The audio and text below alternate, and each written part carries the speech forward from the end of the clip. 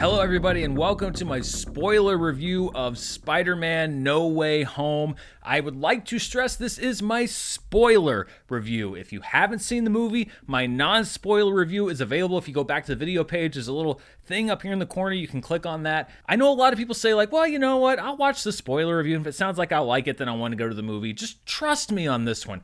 Go see the movie. It's a really, really, really good movie. Come back, enjoy the spoiler talk after you experience it in the theater, because this was an awesome theater experience. And I have to say, this was the first sold out movie I've been to since the pandemic, really. And you know, we go to a lot of movies here in town, and we've been to a lot of movies on these Thursday night preview nights. I'm filming this late Thursday night / early Friday morning. We've been in preview audience crowds for Venom and lots of different movies that have done well at the box office, but none of them have been close to sold out. This one, I think there was maybe 10 free seats in the entire theater, and it was just such a great experience to be back in a theater with a crowd like this and with a movie that was actually working. And this movie works so well. And to hear people laugh when they should laugh and cry when they should cry and gasp when they should gasp, the applause, the cheers, it was a magical movie experience. For anybody that says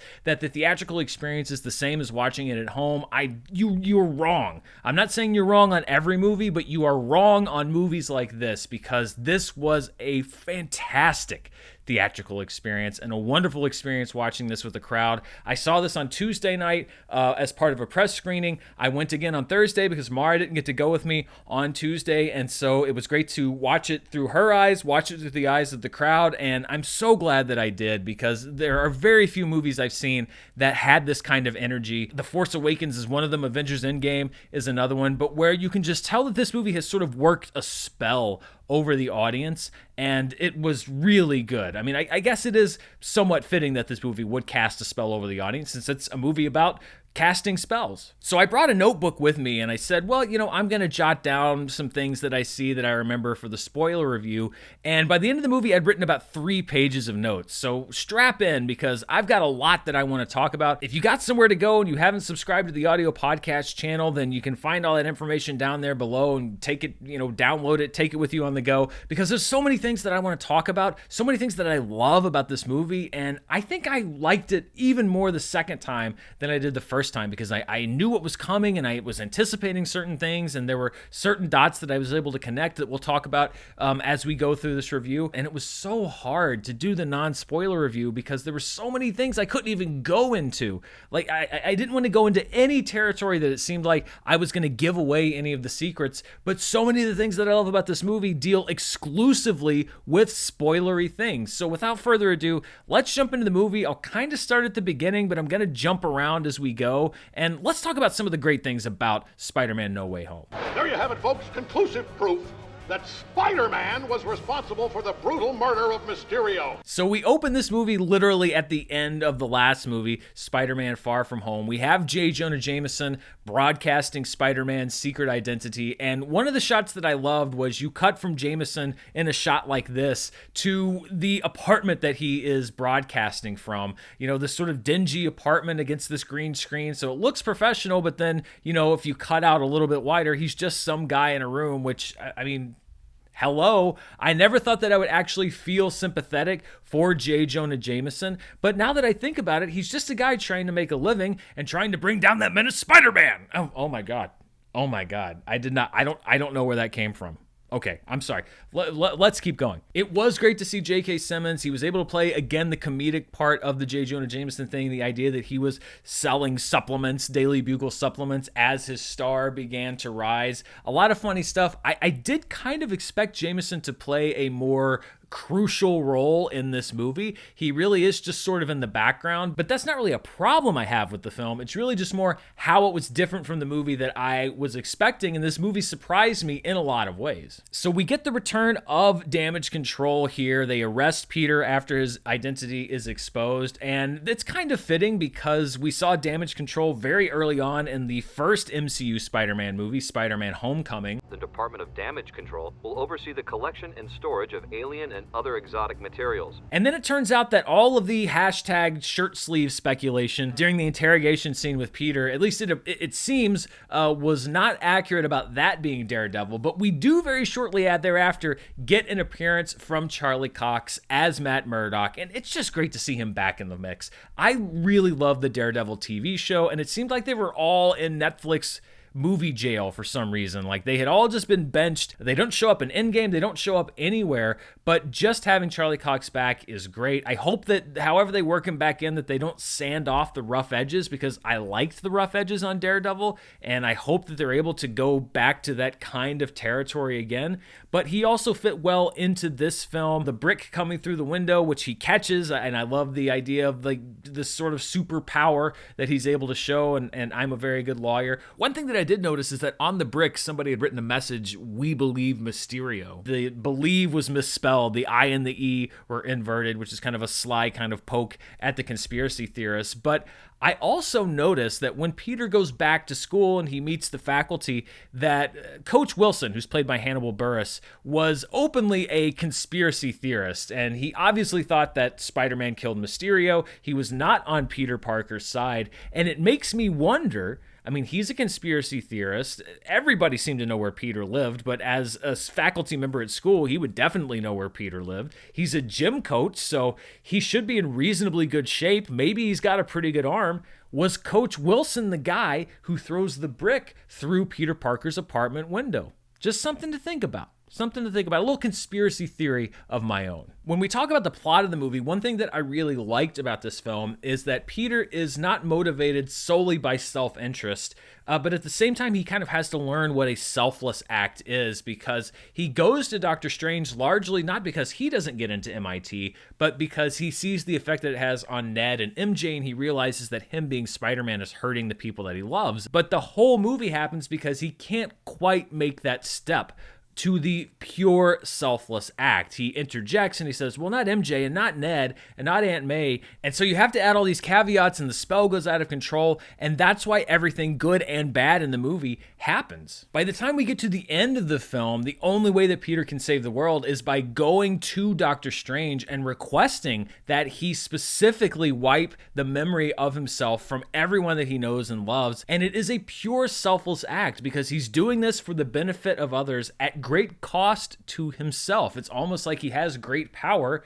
but with it comes great responsibility. It's the lesson that every Spider-Man has had to learn in every iteration that we've seen. It's just that it's set up from the beginning of this movie to the end, and it comes full circle, all the way down to the fact that Peter at the end chooses not to try to tell MJ who he is, because he notices that he could potentially be putting her in danger. And that's called character growth. And it's not something that you see in a lot of big budget movies. You see it in the best ones, but you don't see it in a lot of the other ones. And I love that they're devoted to that. This is really a strong character building movie for Peter. And I think that Tom Holland did a great job across the board in all of these scenes. When we talk about Doctor Strange, he wasn't in the movie that much. He's suspended above the Grand Canyon for a lot of it. And I've seen a lot of people bring it up as a negative, and I will say that he does really just seem to be there as the inciting incident. And after he's done what he needs to do, you have to get him out of the picture, because if he's there the whole time, then it doesn't really make sense. You know, you have to give the spider people some time to breathe and give Peter his own movie. You don't want another situation like with Spider-Man Homecoming, and it worked for that movie, but like where you have another Avenger kind of hovering over Peter's shoulder. This is so much about Peter becoming his own man, his own Spider-Man. I did think it was funny that because Doctor Strange was blipped away, that Wong has now inherited the title of Sorcerer Supreme. It kind of makes sense why he's so forward in Shang-Chi, and he's the one that's out there recruiting. I think that that's a great way of turning that dynamic on its head. With the Doctor Strange stuff, though, there were some changes from the trailers for the film, and I thought it kind of informs a lot of the different ways that Marvel makes movies. movies. The first one is during the mirror dimension fight. The visual effects that we see in the finished movie are completely different from what we first saw in that very first trailer. In that trailer, it's all canyon. In the finished movie, it's, you know, the cityscape and everything else. And I'm guessing that was done for one of two reasons. Number one, I'm sure the visual effects probably weren't done and they just kind of threw on there what they had. But I think it also disguises a little bit that they're having this fight in the mirror dimension. I like the fact that maybe they're hiding some of the visual wonder that this movie has and waiting for the theatrical experience for you to see it. But also, again, I'm sure because it was many months ago, they just weren't quite ready to show what the final versions of those graphics were. There's also a change to one of the lines in the second trailer. Dr. Strange says, "Scooby-Doo this crap." Scooby-Doo this crap. I know a couple of magic words myself, starting with the word please. Please, Scooby-Doo this crap. In the actual movie, he says, "Scooby-Doo this shit."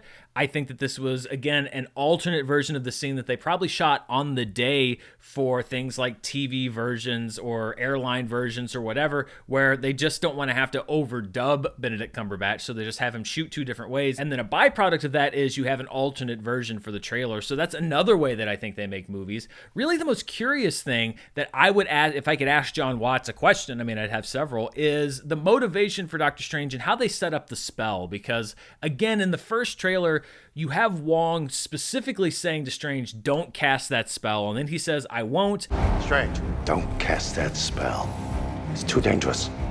Fine. I won't. Whereas in the finished film, he basically talks Wong into letting him cast the spell. Wong kind of says, "Be careful, leave me out of it, I'm gone." And then Strange goes down and they cast the spell, and obviously things go wrong. And I wonder if it's that they shot it two different ways because they didn't quite know which way they wanted to do it in the movie, and so they put one in the trailer and ended up using the other in the movie. But I think the other option would be, I wonder if once that first trailer came out, I know that a lot of the fan reaction was that, well, this seems kind of reckless even for Doctor Strange to do. I'm not saying that's necessarily the right thing, but that was a reaction. I wonder if some people agreed, if they saw what the fans said, or if some other creators at Marvel said, you know, yeah, maybe we can beef this up a little bit more. And then they went back and reshot Benedict Wong's side of the conversation. It would be a pretty easy thing to do. It's a single shot. You could just put him in front of a green screen. It's an interesting question, and I'm sure that we're going to get some clarification on it at some point. But again, that's the Marvel method. There's a Marvel method of making comics, and there's a Marvel method of making movies. And one of them is that they are tweaking and adjusting all the way up to the last minute. A couple of cool Peter Doctor Strange things that I noticed, one the first time and another one the second time. The thing that I loved both times I saw the movie was the idea that Peter defeats Doctor Strange in the mirror dimension because it's fractals and Peter knows geometry and loves math. And I love this because, first of all, it answers that question that a lot of people would have, which is, how does Spider-Man defeat Doctor Strange on Doctor Strange turf, where he's basically supposed to be a god? And I love the fact that it's math, because of course that's exactly how Peter Parker, not even Spider-Man, that's how Peter Parker would be able to figure this out. So I liked how they did that, to where he basically is able to outsmart Doctor Strange instead of outfight him. And then something I didn't notice till the second time, and I think it might be because the IMAX version, the first time I did not see it in IMAX, the second time I saw it in IMAX, the IMAX optimized version has extra head space, so you see more above the characters' heads.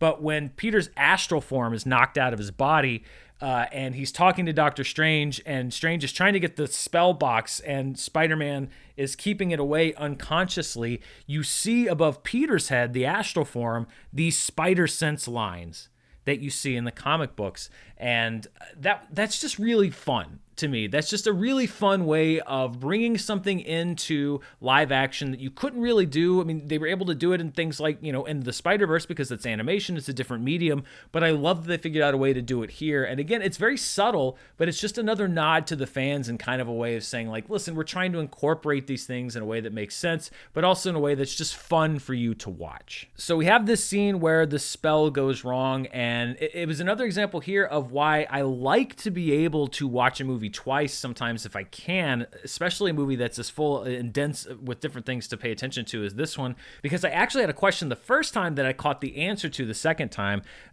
They have this thing that basically says, like, well, the spell kind of went wonky, and we brought over people that knew Peter Parker was Spider-Man into this universe. Part of me was saying, like, well, wait a minute, from Maguire's universe, if you've got Doc Ock and you've got Green Goblin, then why isn't Kirsten Dunst's MJ here? And on Garfield's side, it's like, well, if you've got Electro and Lizard, then why isn't Gwen here? Because I had mistakenly thought they said that everybody that knew Peter Parker was Spider-Man had come over from those universes. But then on the rewatch, I get the part where Doctor Strange says, well, a few of them squeaked through. So it makes sense that some of them come through from the universes, but they don't all come through. And that's why I like to be able to watch movies a second time, because if I had brought that up in a review, then I'm sure I would have been corrected because I would have gotten that wrong, or I would have asked a question that didn't need an answer. And it's just an example of, sometimes as a critic or as a reviewer, you have the luxury of seeing a movie the second time to sort of process it more, but sometimes you don't. And I was glad in this case that I did, because I answered a question that I already had after just one watch of the movie. So the first indication that this movie had a lot more in store than I'd originally thought was the fact that we got to the bridge scene, which we've all seen in the trailers, in what seemed like the late first act. Although it could have been 45 minutes, it could have been an hour. This movie, even though it's 2.5 hours, really flew by. I did not feel the length either time. But the other thing that I was thinking about was I kind of wish I could go into my own alternate dimension where they were able to keep the secrets of this movie. And Tom Holland talked about it a little bit, I think, earlier this week, where he said, well, the original plan was that they were going to set this movie up as a Spider-Man Doctor Strange movie, and then 45 minutes in, all of these people would start showing up, and people would absolutely lose their minds. And I think maybe 20 years ago, maybe you could have been able to do that. But we live in a different time now, and we live in a time where the trades are all competing with each other to see who can get the best scoops. And then you have YouTube channels and other places that are trying to compete with the trades to get those scoops. And so many of these surprises are sniffed out or reported on or leaked or whatever for days or weeks or months before a movie comes out. I remember hearing that Electro was coming back for this movie, I think like last year, in the middle of the year. And it's just such a bummer that you can't logistically keep these things secret anymore, because as great as it was to experience these characters coming back, 75% of them we knew beyond an absolute doubt that they were coming back. And the other 25%, we were all pretty sure. Imagine seeing this movie where you had no idea there were any returning characters, and how just mind-blowing that would have been. I almost wish I could sort of get the memory wipe and just go into this movie fresh without knowing anything, and just have had my mind completely blown by this. Hello, Peter. Regardless, though, we do get to the bridge scene. We do get to the return of Doc Ock. And one thing that I noticed as far as technology goes is that the de-aging work in this film was flawless. I've been kind of hard on de-aging because a lot of times I don't think it looks great. I think it looks really fakey. It takes me out of a movie. But there was not one shot where I said, oh, that looks touched up. I can see the effects. And I think this is really the first movie where they've used this technology where all the way through, I never questioned it. One actor, though, that I'm pretty sure they didn't bring back for any actual physical shooting was Thomas Hayden Church. He obviously did the voice of Sandman, but he himself is Sand through pretty much the entire film. And then the shots at the end of the movie where he's cured, I'm pretty sure those were just stolen shots from Spider-Man 3. So that's another question I would have would be, did Thomas Hayden Church come in? Did he do mocap? Was that purely VFX with just voice work? Because you brought in so many of the other villains, I wonder if that was a choice on his part, or if they just said creatively, I think we're just going to go with the Sand look,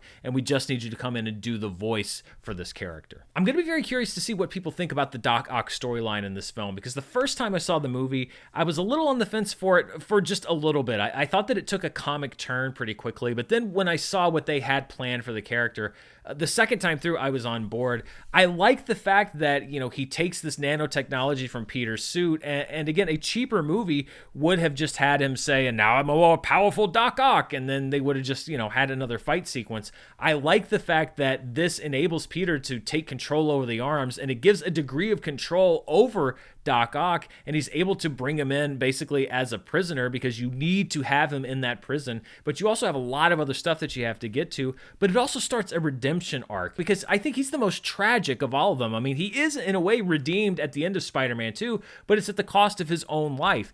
It was my dream. Sometimes, to do what's right, we have to be steady and give up the thing we want the most.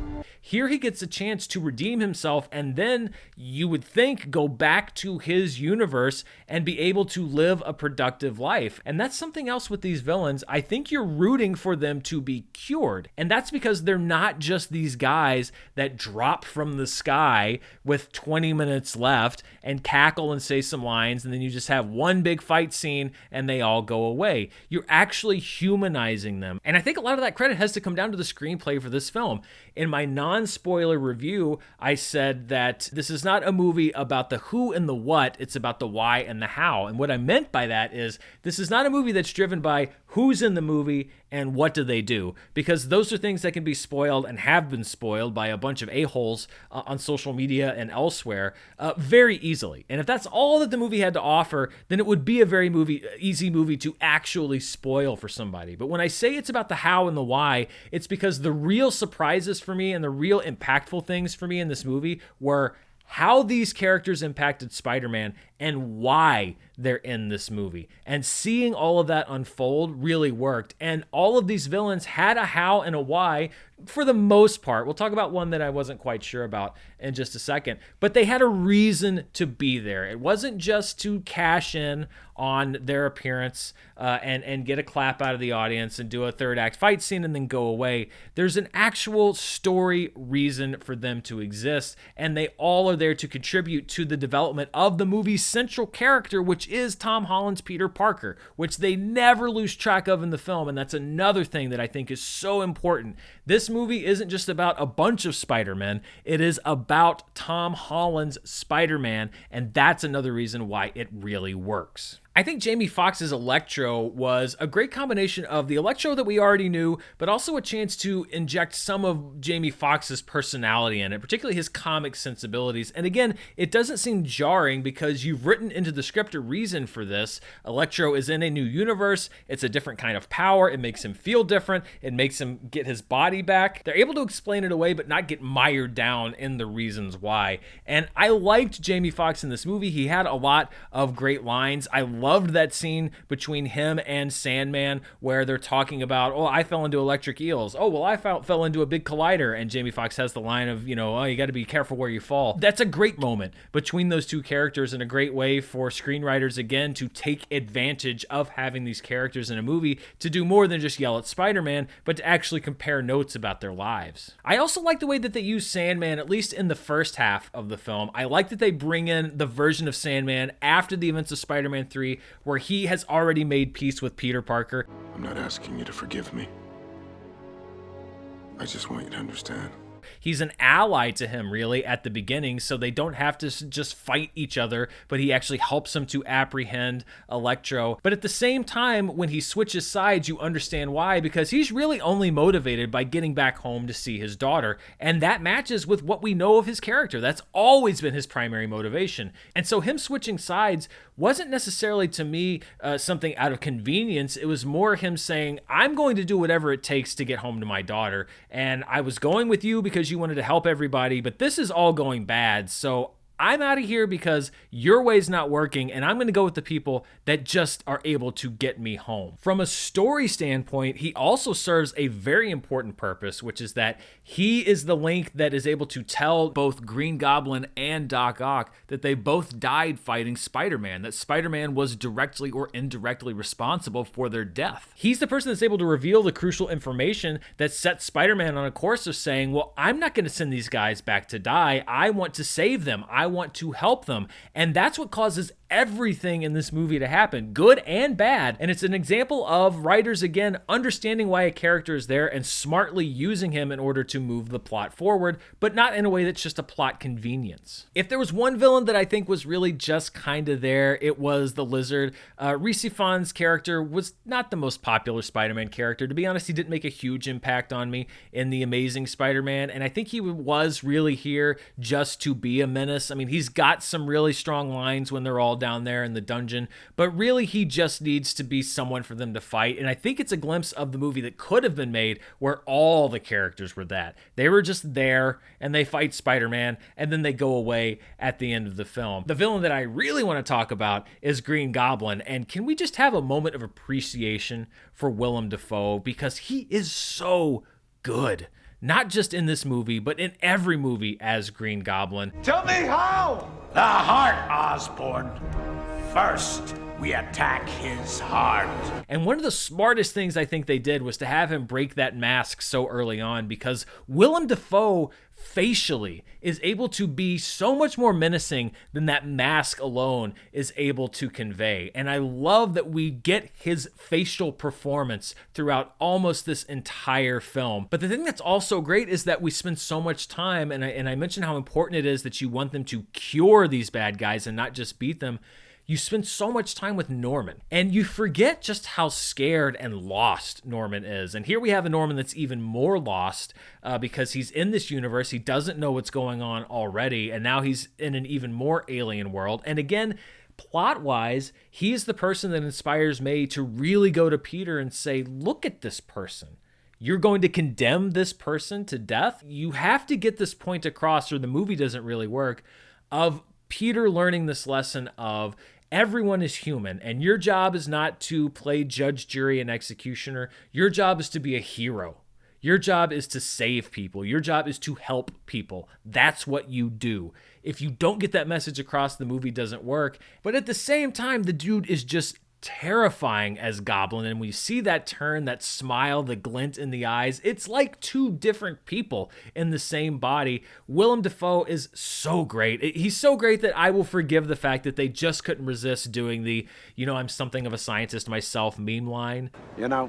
I'm something of a scientist myself. He's so good at being the lethal villain that Spider-Man needs that I will forgive them that moment of levity, that moment of self-indulgence, because so much of everything else works. And this brings us to Aunt May, which is actually my favorite thing that they did in the film. Not that I hate Marissa Tomei or anything, but just story-wise, I was absolutely blown away with what they did here. Because first of all, when it comes to Green Goblin, he is a character that has cast a shadow, and it's one of the things I loved about the original Gwen Stacy storyline was that long after Gwen was dead, Goblin was still that villain that Peter feared more than everyone else because he took away the person that he loved more than anyone else in the world. And now, even though this Goblin is not in Peter's universe anymore at the end of this movie, he is still kind of casting a shadow and will over Peter for the rest of his life because he took away Aunt May. I think that this was actually a really brilliant way of turning the entire idea of what this MCU Spider-Man is on its head, because I had always assumed that the whole Uncle Ben thing had already happened. When we meet him in Civil War, Peter kind of makes some allusion to bad things happening, and I think that because we're all Spider-Man fans and there's no Uncle Ben there and he is gone, I was under the impression that we just missed Uncle Ben dying along with the spider bite. But the thing that's important to understand about an origin story, and especially Spider-Man's origin story, is that his origin story isn't getting bitten by the spider. That's what gives him his powers. But the origin of Spider-Man is his relationship with Uncle Ben. But I never for 1 second thought that they would make Aunt May Peter's Uncle Ben here. In retrospect, though, it makes total sense. And one thing that I like about this move here is that Cliff Robertson is great, Martin Sheen is great. They were both really strong in the role as Uncle Ben, but both of them had maybe 10, 15 minutes of screen time before they bought it. And we knew that it was going to happen because that's what happens to Uncle Ben. He dies.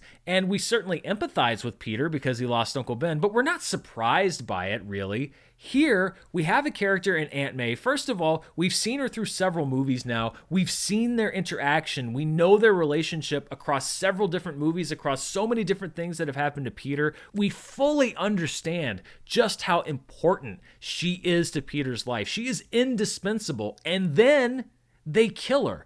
And not only is the rug pulled out from under Peter Parker in that moment, the rug is pulled under from us too, because now we feel like, in a way, that we've lost a character that we love or a character that we care about. And so I found myself empathizing with Peter and the death of Aunt May here in a way that I never did in any of the other movies with Uncle Ben, because you know what's going to happen. Giving the "with great power" line to Marissa Tomei, which, by the way, she did a great job selling that, because that is a well-worn line, but the fact that you give it to her and she makes it feel fresh and feel new maybe should have been an indicator that she wasn't going to make it. But even at that point, even after she got knocked down and then got back up, I was like, oh, well, she's going to be fine. And then when I understood that she was going to die, I completely recontextualized this idea of Spider-Man. It's not that we missed his origin story, we just missed the spider bite. This whole thing leading up to this movie has been the origin story of this Spider-Man. This has all been proto-Spider-Man, and at the end of this film, we get the fully developed character of Spider-Man, and we're going to get that character hopefully going forward. Maybe everybody else saw it coming or they weren't as impressed with it as I was, but it's so hard to surprise me in a Spider-Man movie, especially when it comes to an origin story, because I thought it was done, and I figure, well, if you're going to do it, I'm going to see it coming. And yet, they were able to surprise me and tell this story in, I think, the most affecting way that it's been told yet. Also, Marissa Tomei played that last scene beautifully as Aunt May, and it was a combination of the directing and the writing and the acting, but the way that she played it where she didn't even know that she was dying. She didn't really know what was happening. She honestly thought that she had just kind of lost her breath. She was kind of confused as to what was going on. And you have Peter cradling her, fully aware of what's happening. And Tom Holland played that scene so well. I mean, this was the best performance that Tom Holland's put in a Spider-Man movie, I think, easily.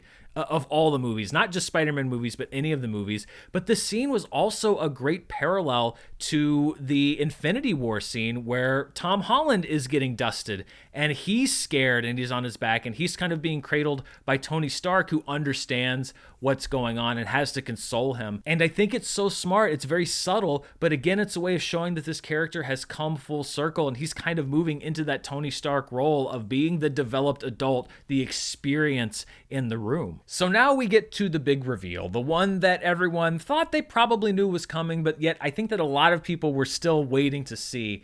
And this was one of those theater moments that you can't replicate, because when Ned opened the portal, you could tell kind of the levels of different Spider-Man fans or how eagle-eyed people were, because the second that Garfield turned around, some people immediately noticed the eyes on the mask and how big they were. So there was initial kind of like a gasp that goes through the audience. And then when he gets closer, there was just sort of a collective like gasp that goes through the audience again. And he comes through the portal and people see the costume and there's an initial round of applause and some cheers.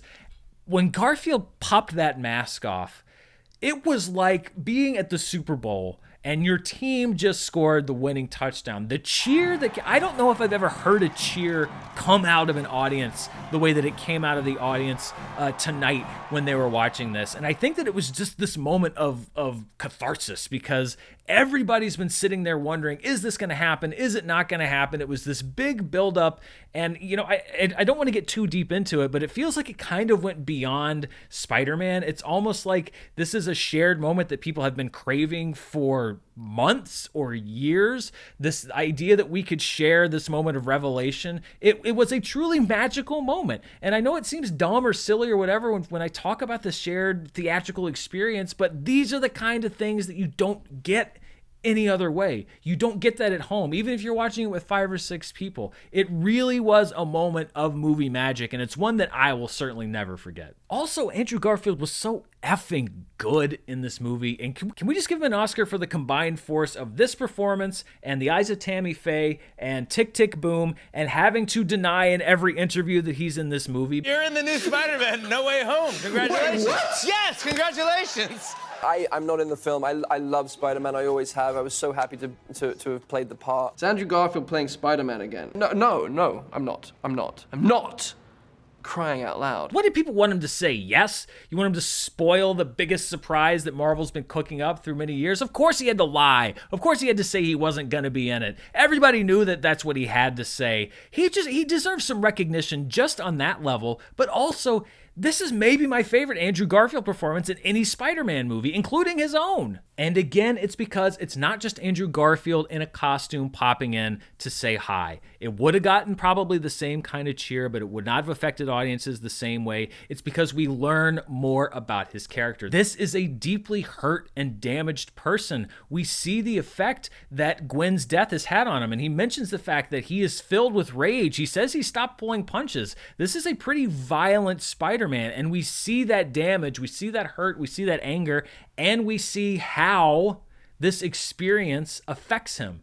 and how he can go back to his life having been changed by what he goes through in this movie by meeting these different versions of Spider-Man. So we get this deep well of pain, and we get this advancement of his character, and we get a bit of a payoff from a dangling loose end of Amazing Spider-Man 2, but at the same time, we get that Andrew Garfield humor. That's what really set him apart, was the effortless humor when he was playing Spider-Man. One of my favorite moments in the movie, and it's a small performance, is when they're kind of mid-fight and they're trying to figure out how to work as a team, and just this kind of begrudging whatever when he acknowledges that he's going to be known as Peter 3.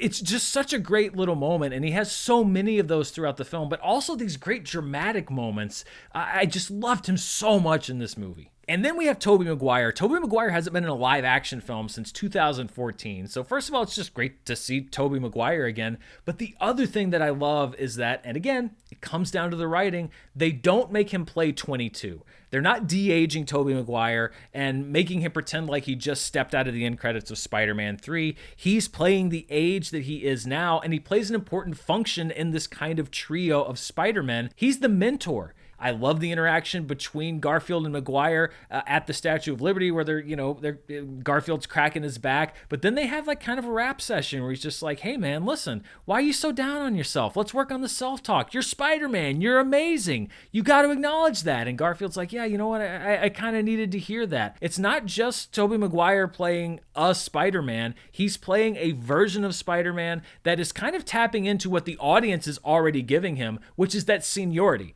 They understand that we as an audience already acknowledge Tobey as the senior Spider-Man, as the Spider-Man with the most experience and the most authority, and they wrote his character like that. So they don't just write 3 identical Spider-Men, they all have a different level. This all leads to what I think might be my favorite scene in any Spider-Man movie. One of my favorite scenes in any Marvel movie, which is this scene on the roof of the school where Peter is just devastated. Ned's there, MJ is there, and they do what they can to console him. But you start with that great shot of looking up and you see Tobey and Andrew, Peter and Peter, silhouetted by the moon, perched on the roof. And then they jump down and they counsel him.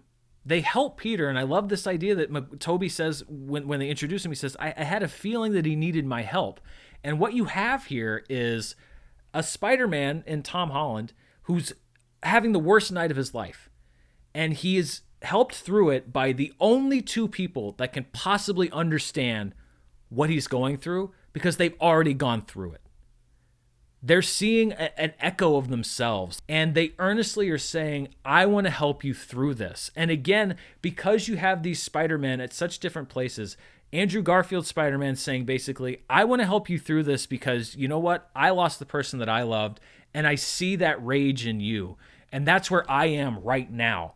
I'm filled with rage. I'm not pulling my punches, and I don't want you to become that. And I'm going to help you do that. And then with Tobey, with the experience and the time, he says, I want to help you because I did what you want to do now. I went and found the person that killed the person I love the most, my Uncle Ben, and he did die. And you know what it did for me? It did nothing. And I want to help you that way. It was just such a great Spider-Man moment. And I don't mean movie Spider-Man or comic Spider-Man. I just mean character Spider-Man. I think that is one of the best Spider-Man moments across all media, across all decades, across all generations. And it shows that the people in charge of this movie get it.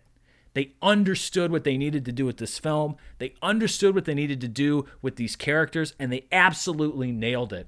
And I love it when a movie does that. If I seem pumped up, I love that scene so much because I love these movies. I love these characters, and I know sometimes I'm hard on them, but it's because I hate it when I don't think they're handled well, or I hate it when I see potential there that's wasted, or it seems like, oh, if you could have just revised it more or done this a little bit more, and you don't get a whole lot of shots at these things.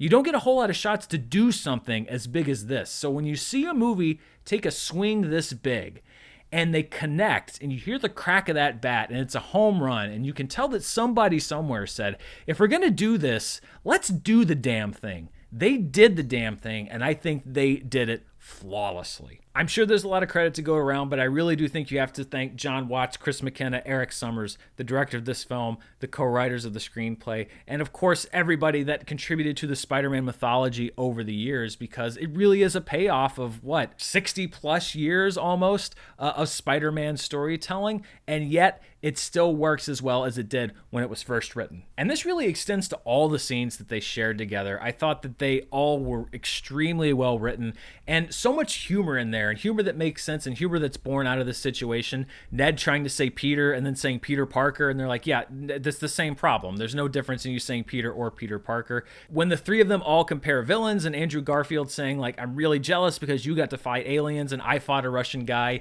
in a rhino suit, and I wonder if a little bit of that is actually Andrew Garfield coming through to those two actors and expressing a little bit of how he actually feels. And as great as these moments are, I think my personal favorite, and again, it goes back to Andrew Garfield, and it's a moment that honestly I think a lot of people saw coming when they saw that Zendaya as MJ was going to be falling in this movie, and you have the shot of Tom Holland's Parker trying to reach out. Even Mara, when she saw the trailer, said, well, you know, if Garfield's in the movie, he's going to fly in and he's going to save MJ. And so we kind of know that Garfield's going to swing in and save her.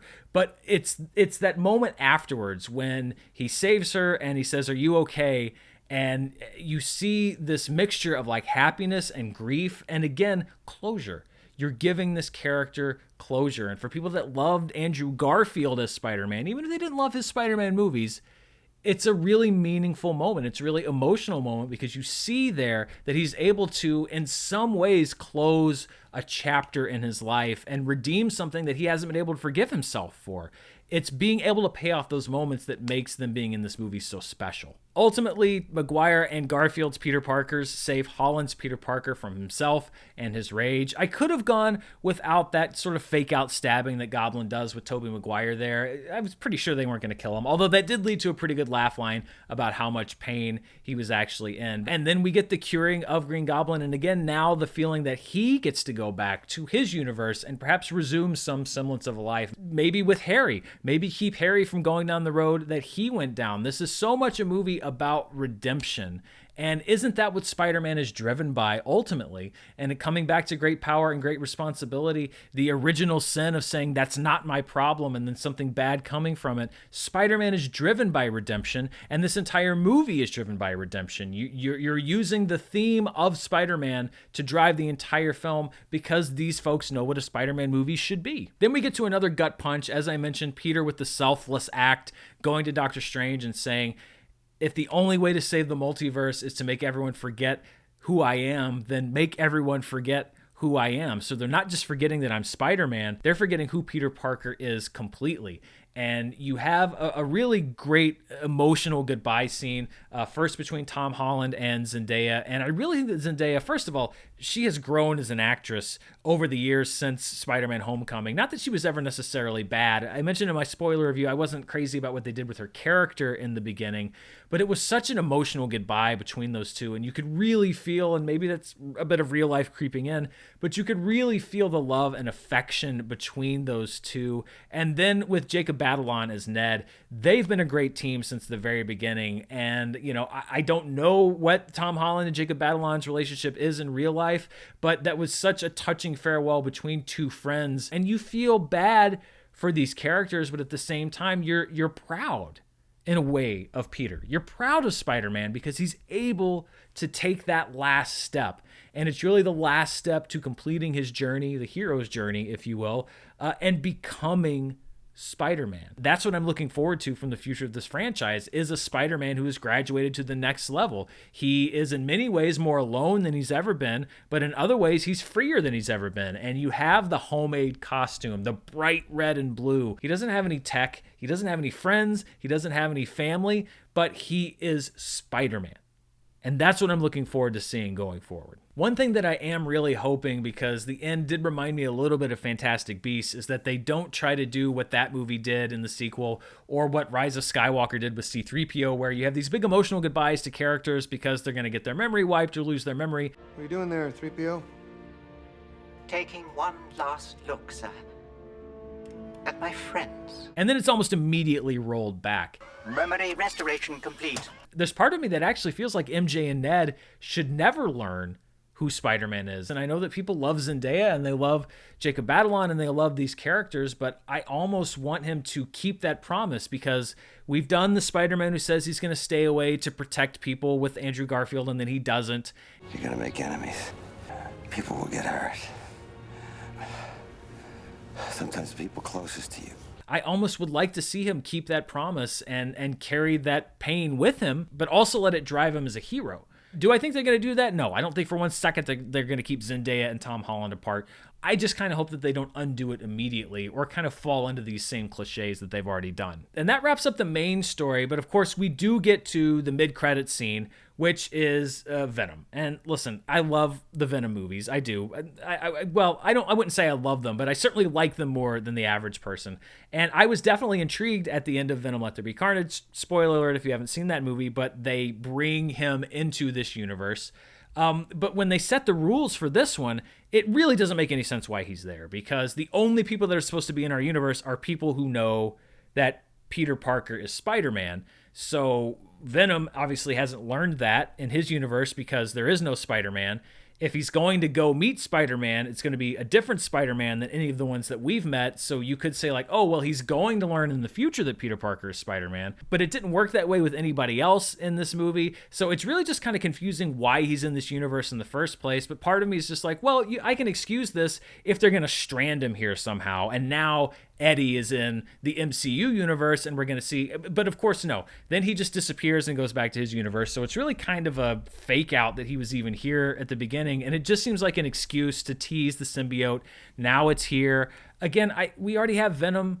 We've already done the Venom storyline with Tobey. I really don't want to go through it again with Tom Holland. It feels like we've been there and done that. Maybe Kevin Feige dictated that whole storyline from his desk. I don't know, but this kind of feels like the short-sighted franchise mixing that Sony has done in the past, because even with like this universe, we saw the trailer for Morbius, and it seems like Morbius shares a universe with Michael Keaton, who's in the MCU universe, and yet he also references Venom, which is not in the same universe. Canonically, we know he's not in the same universe because we just saw him go back to his universe. I just feel like Sony is trying to have their cake and eat it too here, and I hope that there is a hand on the wheel that's just sort of trying to guide them from mixing all of this up, because you've just hit a home run, in my opinion, an A-plus version of what you're trying to do here. Don't mess it up now. The Venom thing was a bit disappointing for me. I wish they would have at least left him here, but you know, it is what it is. Maybe this was all just a way to get the buzz up about the next Venom movie. I don't know. One quick crowd story to share, which is that after the teaser for Doctor Strange and the Multiverse of Madness ran, which is the very last thing after the whole credits had run, they do the reveal at the end there of the evil, it appears like the evil Doctor Strange. And after it ended, as people were filing out, a guy in my row gets up and he's leaving. He goes like, oh man, I thought it was going to be Mephisto. Well, maybe that was Mephisto. So I think that I may be able to bring to you the first reported instance of Mephisto speculation about the next Marvel property. Maybe somehow, someday, somebody can explain to me this obsession with Mephisto. Is it just because he didn't show up in WandaVision and people thought that he would? Because now it seems like every time there's a character with his back turned to the camera in a Marvel film or a TV show, people think it's Mephisto. I'm not really in any hurry to have the devil show up in the Marvel Cinematic Universe, but it seems like Mephisto is the name on everyone's lips from here on out. And speaking of crowds, there's one last thing I want to say before I wrap up, because I know it's been quite some time here. But there is a sentiment amongst many people, and it's not one particular group. You see directors say it in interviews. You see critics say it. You see people on social media say it. You see people that just don't like these movies say it, that these films, that Marvel movies, that MCU movies are the death of cinema. That they're killing movies. A lot of think pieces have been written around that concept, and I would say to people that think that, or I would challenge them, go to a screening of this movie this weekend. Just go and watch the crowd watching this movie.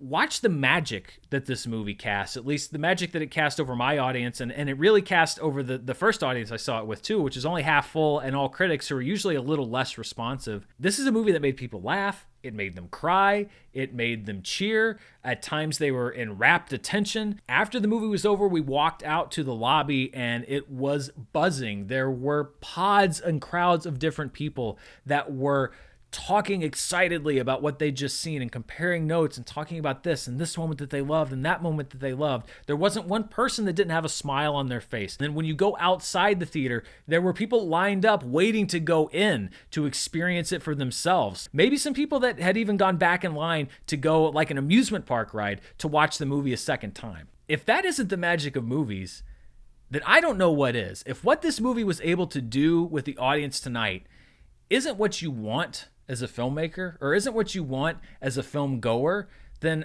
I don't really know what else can be said.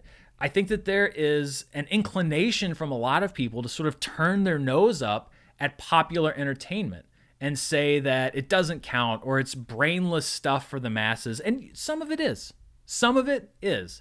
But a lot of it isn't. I don't think there's any better endorsement for why movie theaters should stay alive and should stay in business, and to be quite frank, are staying alive and are staying in business than movies like this. Movies made by people that care, and yes, it has a $200 million budget, and yes, it's about comic book heroes, but it also has heart and emotion and humanity and all the things that you want in a great movie experience. So to all the people that would thumb their nose at movies like this and write off an entire genre, mostly sight unseen, as saying that they don't understand movies, or that movies would be better off if they aren't around, or that they're the death of cinema, I would say to you, it's actually the complete opposite. It's movies like this that are keeping cinema alive and have kept cinema alive for 100 years. I love this movie. If you didn't love this movie, that's perfectly okay. But if you haven't seen it and you want to just write these things off as brainless, mindless things, go see it. Go experience it. And I think you might come out with a different opinion. Thanks so much for watching this spoiler review of Spider-Man No Way Home. I will continue releasing reviews throughout the week. And if you want to see even more of what I'm up to, you can check me out on Patreon at patreon.com/Dan Murrell. Thanks for sticking with me through this very long Spider-Man spoiler talk. I hope you enjoyed the film as much as I did. We have a lot of great stuff still on tap for the rest of the year, and it does seem like the theaters are on their way back. This movie-going experience is on their way back. And even if it gets interrupted again, I think what this movie has proven is that you can't kill the magic of movies. Stay safe out there, and I'll see you next time. Bye.